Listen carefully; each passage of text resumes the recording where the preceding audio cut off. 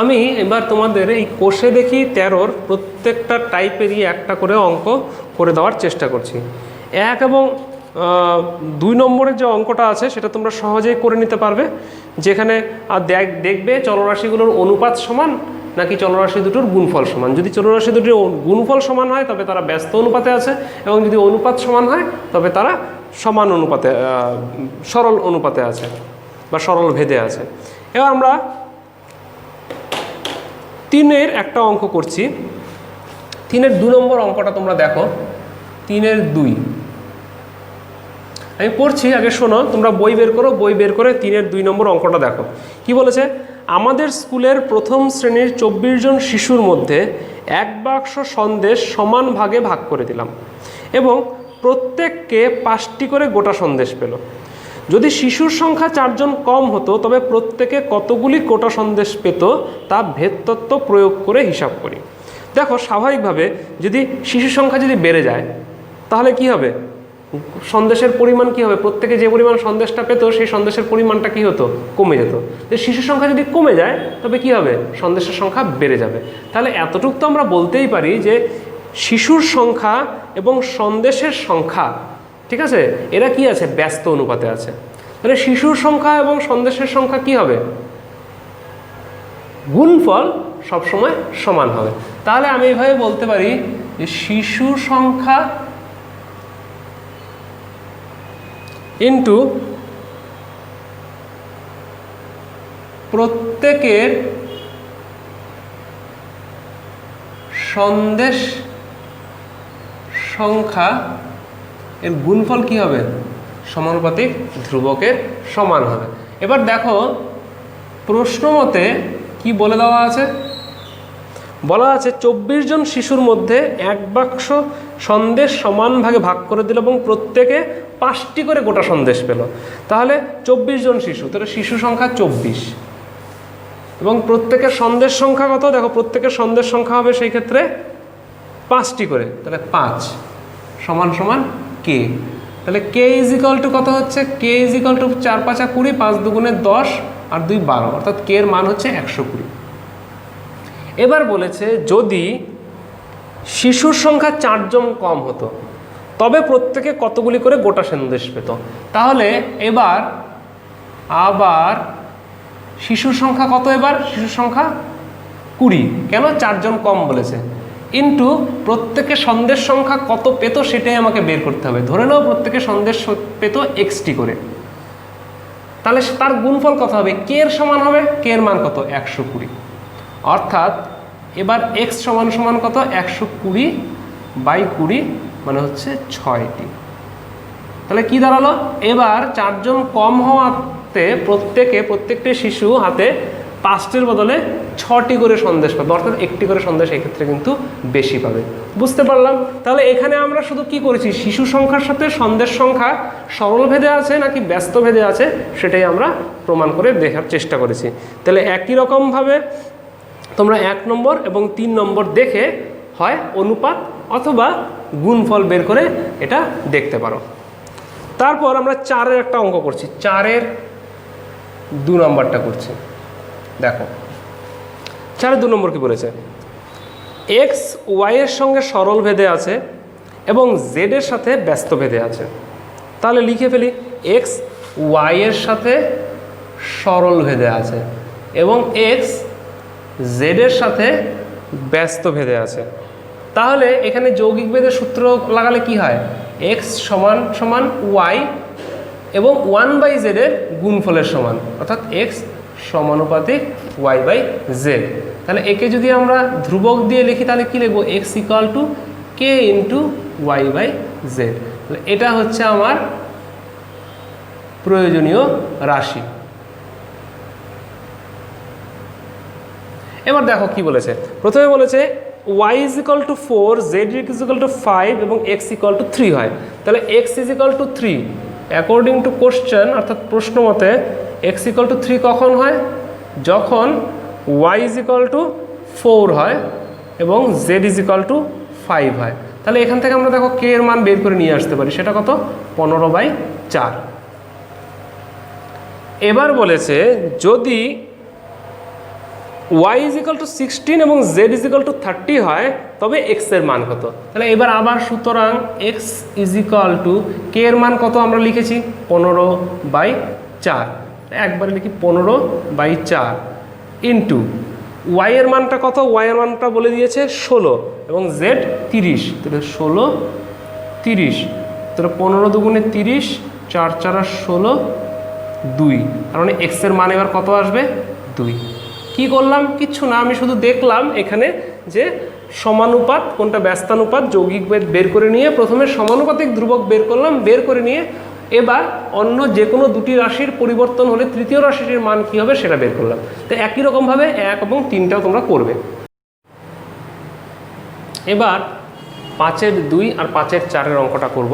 দেখো 5-এর 2-এর অঙ্কটাতে কী বলেছে, a proportional to 1/c এবং c প্রপোর্শনাল টু 1/b হলে দেখায় যে a প্রপোর্শনাল টু b।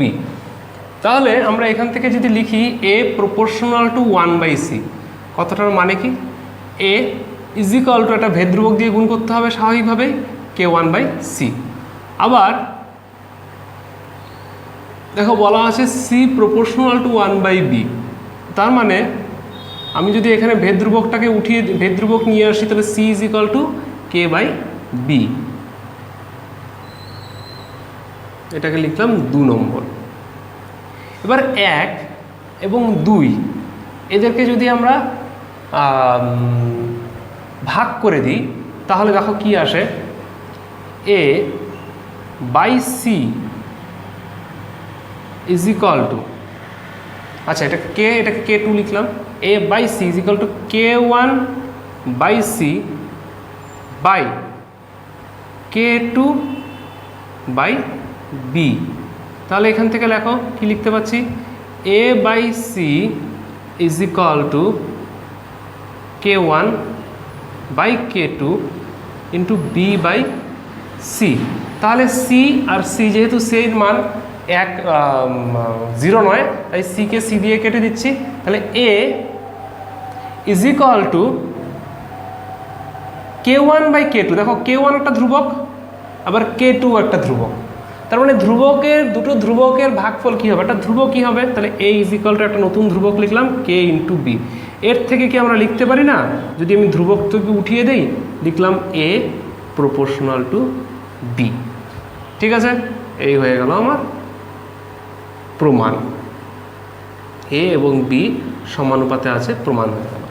এবার যদি আমি করতে চাই এই প্রবলেমটা দেখিয়েছে, দেখো কি বলেছে, দেখাও যে x আর y সরল অনুপাতে আছে, y এবং z সরল ভেদে আছে, z এবং x সরল ভেদে আছে, ভেদ এটা তিনটে ভেদ ধ্রুবকের মধ্যে সম্পর্ক নির্ণয় করতে বলেছে।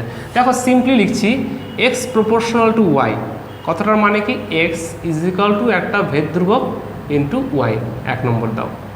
আবার 2 নম্বর বলেছে y প্রপোর্শনাল টু z, তার মানে y ইজ ইকাল টু এখানে একটা নতুন ভেদ ধ্রুবক দাও, সেটাকে ধরলাম k2 ইন্টু z, 2 নম্বর দিয়ে দাও। এবার z প্রপোর্শনাল টু x, তাহলে z is equal to k3 into x, এটাকে 3 নম্বর দিয়ে দাও।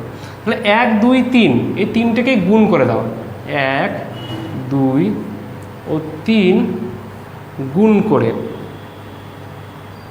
কি পেলাম দেখো, x into y into z is equal to k1y into k2 z into k3 x।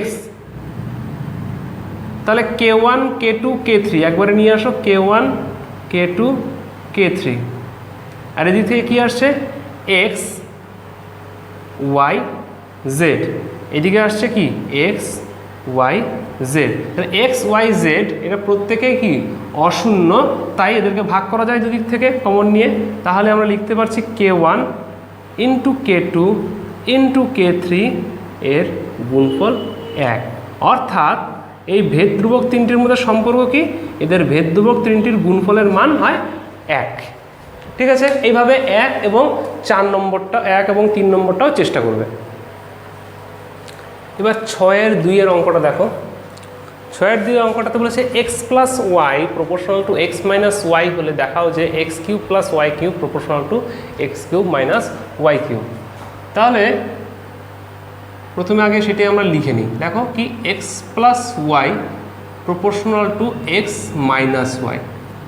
তাহলে আমরা এখান থেকে কি লিখতে পারি, পরের লাইনে লিখলাম X plus Y is equal to K into X minus Y, সমানুপাতিক ধ্রুবককে নিয়ে এলাম।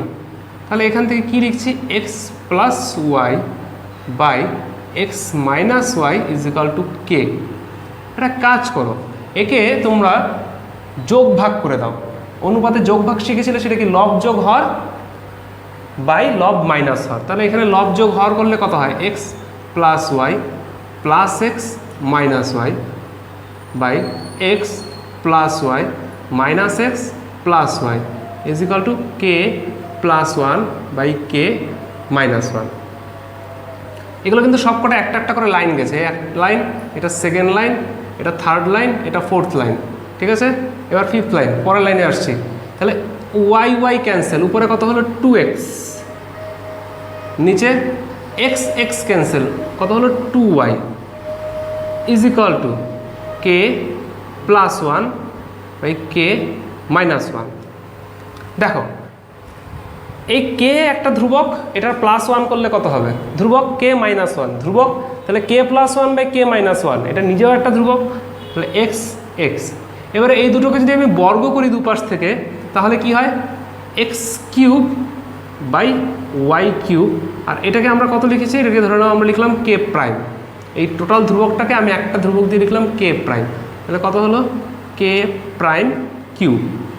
এবার আবার যোগ ভাগ করো, তাহলে কত হচ্ছে x cube plus y cube by x cube minus y cube is equal to K prime cube plus one by k prime cube minus one. তাহলে এটা একটা ধ্রুবক, তার কিউব ধ্রুবক, তার প্লাস ওয়ান ধ্রুবক, তাকে কে কিউব মাইনাস ওয়ান করলো, সেটা একটা ধ্রুবক, এর টোটালটা একটা ধ্রুবক। তা আমরা কি বলেছি, যদি দুটো রাশি সরল ভেদে থাকে তবে তাদের অনুপাত কি হয়, অনুপাত সমান হয়, ধ্রুবক হয়। তাহলে এই দুটোর অনুপাত সমান, তার মানে এই রাশি এবং এই রাশি পরস্পর কিসে আছে, সরল ভেদে আছে। সুতরাং x cube plus y cube proportional to x cube minus y cube, এটাই তোমাকে দেখাতে বলা হয়েছে, লিখলাম শোড। এবার আরেকটা সলিউশন করতে বলেছে, দেখো কি বলেছে, A square plus B square proportional to যদি এ বি হয়, তবে প্রমাণ করি যে A plus B proportional to A minus B. দেখো আমরা বলেছি যে কোনো ক্ষেত্রে যে কোনো সমানুপাত যদি থাকে, দুটো রাশির যদি সমান সরল ভেদে থাকে, তার মানে তাদের অনুপাত কি হয়, ধ্রুবক হয়। তাহলে এর অনুপাত কত হবে, এটা মানেই হচ্ছে এর অনুপাত হবে A square plus B square by A B, একটা ধ্রুবক, সেই ধ্রুবককে আমরা কে বললাম, ঠিক আছে। তাহলে আমি একটা কাজ করতে পারি, একে নিচে 2 দিয়ে ভাগ করতে পারি, তাহলে একেও কি করতে হবে, 2 দিয়ে ভাগ করতে হবে। লিখলাম A square by B square by 2ab is equal to K by 2। এবার একে যোগ ভাগ করো, দেখো কি আসে, উপরে হয় A square plus B square plus 2ab। আমি এখন লিখছি না, কিন্তু তোমরা কিন্তু যখনই কোথাও যোগ ভাগ করবে তখন কিন্তু তার পাশে নিচে লিখে দেবে যোগ ভাগ করে পাই, মানে যা যা করবে সেটা লিখবে। যেমন এখানে 2 দিয়ে ভাগ করে পাশে লিখবে উভয় পক্ষে 2 দিয়ে ভাগ করে পাই, এখানে আমি লিখলাম না। তাহলে এটা হবে লব মাইনাস হর a square plus B square minus 2ab is equal to কত, k plus 2 by K minus 2। এটা কি নিজে ইটসেলফ একটা ধ্রুবক, তার মানে একে লিখলাম কে প্রাইম। এটা মানে কত দাঁড়ালো দেখো, A plus B whole square by A minus B তার whole square is equal to K prime, তাই তো। এবার এই দুপক্ষেই যদি আমি বর্গমূল করি, তাহলে কত দাঁড়ায় দেখো, A plus B by A minus B, নিচের লাইনে লিখি A plus B by A minus B is equal to কত হবে, রুট ওভার কে প্রাইম। তাহলে একটা ধ্রুবক রাশির বর্গমূল কি হবে, আবার ধ্রুবক কি হবে, সেটাকে বললাম কে ডাবল প্রাইম, এটা কি একটা ধ্রুবক। তাহলে যদি দুটি রাশির অনুপাত ধ্রুবক হয় তবে রাশিদ্বয় সরল ভেদে থাকে, সুতরাং এখান থেকে লিখতে পাচ্ছি, সুতরাং A plus B proportional to A minus B. প্রমাণ হয়ে গেল, এটাই চেয়েছিল, লিখে দিলাম প্রুভড বা প্রমাণিত।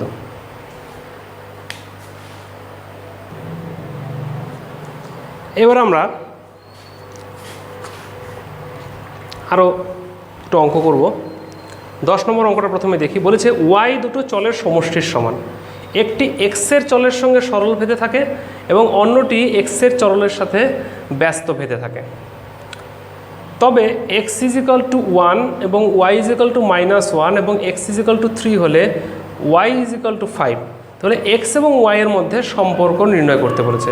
তাহলে ওয়াই বলেছে দুটি চলের সমষ্টির সমান। তাহলে ধরে নাও আমি লিখছি ওয়াই ইজিক্যাল টু এ প্লাস বি, আমি লিখলাম ধরা যাক। এবার এ বলেছে কি, এ এক্সের সাথে সরল ভেদে আছে এবং অন্যটি এক্সের চলের সাথে ব্যস্ত ভেদে আছে। তাহলে এ প্রপোর্শনাল টু এক্স, তার মানে আমি এখানে লিখতে পারি কি A is equal to k1 x, এটাকে 1 নম্বর দাও। আবার বি বলেছে এক্সের সাথে ব্যস্ত ভেদে আছে, তাহলে বি প্রপোর্শনাল টু k2/x লিখলাম, এটাকে 2 নম্বর দাও। তাহলে এ আর বি এর যদি আমি এখানে মান বসাই তবে ফর্মুলাটা আসে y is equal two k1x plus k2/x। এই হচ্ছে আমার সমীকরণ। আমাকে বলেছে ওয়াই এবং এক্সের মধ্যে সম্পর্ক নির্ণয় করতে হলে, তাহলে ওয়াই এবং এক্সের মধ্যে যদি সম্পর্ক নির্ণয় করতে হয় আমাকে অ্যাকচুয়ালি k1 এবং k2-র মানটা বের করতে হবে। তার জন্য আমাকে দেখো দুটো রাশি বলে দেওয়া আছে। 1 নম্বরে বলে দিয়েছে এক্স ইজিক্যাল টু 1 হলে ওয়াই ইজিক্যাল টু -1। তাহলে এক্স ইজিক্যাল টু 1 এবং ওয়াই ইজিক্যাল টু -1, এই দুটো মান বসিয়ে দাও এতে। তাহলে এখানে একটা কি আসছে, y is equal to -1, x is equal to 1 হলে এটা হচ্ছে k1 প্লাস k1 মানে তো 1, x না k1 প্লাস k2/1 মানে হচ্ছে k2 is equal to -1। একটা সমীকরণ, এটাকে লিখলাম আমি 4। আবার বলেছে x is equal to যদি 3 হয় y is equal to তবে 5, x is equal to 3 হলে y is equal to 5। তাহলে x is equal to 3 বসাও, তাহলে এটা কত হচ্ছে 3k1 প্লাস 5 বসালে এটা কত হচ্ছে, এটা হচ্ছে k2/x, তার মানে k2/3 is equal to 5। তাহলে দুটো সমীকরণ পেলাম k1 এবং k2 দিয়ে। এদেরকে আমরা কি করব, এবার অপনয়ন পদ্ধতিতে বিয়োগ করতে পারি। তাহলে দেখো প্রথমটা যদি আমি এটাকে 3 দিয়ে গুণ করি আর এটাকে যদি 5 দিয়ে গুণ করি, ঠিক আছে, তারপরে যদি আমি সেটাকে বিয়োগ করি, তাহলে ফার্স্ট আমি লিখলাম 3 দিয়ে যদি গুণ করি তাহলে 4 × 3 মাইনাস 5 করে পাই কি পাই, তাহলে এখানে 3k1 প্লাস 3k2 3 দিয়ে গুণ করছি, তাহলে কত হচ্ছে, এটা ভ্যালু আসছে 3k1 plus 3k2 is equal two -3। তাহলে দেখো 3k1 3k1 কাটা চলে গেল, পরে থাকলো 3k2 minus k2/3, 3k2 minus k2/3 is equal two -3 -5 -3 -5 কত দাঁড়ালো, তাহলে এদিক থেকে হিসাব করো 9k2 মাইনাস k2, তার মানে কথা হচ্ছে 8k2, তাহলে 8k2/3 ইজ ইকুয়াল টু -8। তার মানে k2-র ভ্যালু কত এলো, k2-র ভ্যালু হলো 8 কেটে গিয়ে উপরের দিকে চলে গেল -3, ঠিক আছে। তাহলে একটার ভ্যালু পেয়ে গেলাম k2 -3। এবার k2-র ভ্যালু এখানে k1-এ বসিয়ে দাও, সুতরাং k1 ইজ ইকুয়াল টু কত দেখো, -1 মাইনাস k2, ঠিক আছে। তাহলে -k2 কত, -3, তাহলে -1 প্লাস 3 ইজ ইকুয়াল টু কত হচ্ছে 2। তাহলে k2-র ভ্যালু k1-এর ভ্যালু হলো 2। এবার এখানে এদের মানগুলো বসিয়ে দাও। সুতরাং k1 এবং k2-র মান বসিয়ে পাই y ইজ ইকুয়াল টু এক্সের জায়গায় কত লিখবো, k1-এর জায়গায় কত লিখবো 2x মাইনাস k2-র জায়গায় কত লিখবো -3/x। তাহলে y is equal two 2x minus 3/x। এটাই হচ্ছে আমার y এবং x এর মধ্যেকার সম্পর্ক। এবার যদি আমি 13 নম্বর অঙ্কটা করি, 13 নম্বর অঙ্কটা দেখতে পারো। 13 নম্বর অঙ্কটা হলো এরকম, বলেছে চোঙের আয়তন ভূমির ব্যাসার্ধের দৈর্ঘ্যের বর্গের এবং উচ্চতার সঙ্গে যৌগিক ভেদে আছে। তাই চোঙের আয়তন আমি এক কাজ করি, প্রত্যেকটা সেগুলো লিখে দিই। চোঙের আয়তনকে আমরা লিখলাম v, ঠিক আছে। ব্যাসার্ধের দৈর্ঘ্যের বর্গে, তাহলে ব্যাসার্ধকে আমরা লিখলাম, প্রকাশ করলাম r দিয়ে, ভলিউম v, রেডিয়াস r, এবং উচ্চতাকে প্রকাশ করলাম আমরা হাইট মানে h দিয়ে। এবার প্রশ্নটা ভালো করে পড়ো। চোঙের আয়তন ভূমির ব্যাসার্ধের দৈর্ঘ্যের বর্গের এবং উচ্চতার সঙ্গে যৌগিক ভেদে আছে। দুটি চোঙের ভূমির ব্যাসার্ধের দৈর্ঘ্যের অনুপাত 2:3 এবং তাদের উচ্চতার অনুপাত 5:4 হলে ওদের আয়তনের অনুপাত নির্ণয় করো। ঠিক আছে, তাহলে এখানে আমি স্পষ্টভাবে লিখে দিচ্ছি চোঙের আয়তন ভূমির ব্যাসার্ধের দৈর্ঘ্যের এবং উচ্চতা, ঠিক আছে, তার মানে যৌগিক ভেদে আছে, একবারে বলে দিচ্ছি। তাহলে অ্যাকর্ডিং টু কোশ্চেন কি বলেছে দেখো, ভি প্রপোর্শনাল টু ব্যাসার্ধের দৈর্ঘ্য, ব্যাসার্ধের বর্গ এবং উচ্চতা যৌগিক, তার মানে এদের গুণফল হিসেবে আছে V proportional to r square h। তাহলে আমি এখানে লিখতে পারি ভি ইজ ইকুয়াল টু একটা constant into r square h। ঠিক আছে, এবার বলেছে কি দেখো, এদের আয়তনের অনুপাত বের করতে বলেছে। তো ধরে নাও এদের যখন r1 ব্যাসার্ধ তখন তার উচ্চতা h1 এবং তার ফলে তার আয়তন হয়েছে v1। যখন এর ব্যাসার্ধ r2 উচ্চতা h2 তখন তার আয়তন হয়েছে v2। তাহলে সেই ক্ষেত্রে আমরা এইভাবে লিখতে পারি, যদি ব্যাসার্ধ লিখি r1 তাহলে r1 স্কোয়ার h1, এটা হচ্ছে v1, ধ্রুবকটা তো একই থাকবে k। আবার যদি ব্যাসার্ধ হয় r2 স্কোয়ার, এটা হয় যদি h2, এটা তো একই থাকবে, এটা হবে v2। এটাকে 2, এটাকে লিখছি 3। তাহলে এই দুটোকে ভাগ করো, কি হয় v1/v2। আমাকে তাই তো বলেছে আয়তনের অনুপাত বের করতে বলেছে। তাহলে আয়তনের অনুপাত ইজ ইকুয়াল টু k/k, কাটাকাটি চলে গেল, r1 square by r2 square into h1/h2। এবার দেখো কি বলা আছে, এটা মানে r1/r2 তার স্কোয়ার ইন্টু h1/h2। এবার দেখো উচ্চতার অনুপাত বলে দেওয়া আছে, ব্যাসার্ধের দৈর্ঘ্যের অনুপাত 2:3, তাহলে 2/3 তার স্কোয়ার, এবং উচ্চতার অনুপাত দেওয়া আছে 5:4, 5/4। তাহলে কত হলো, উপরে গেল 4/9 ইন্টু 5/4, 4 কাটা, তাহলে 5/9। তাহলে v1 ও v2 এর অনুপাত অর্থাৎ আয়তনের অনুপাত 5:9 হবে।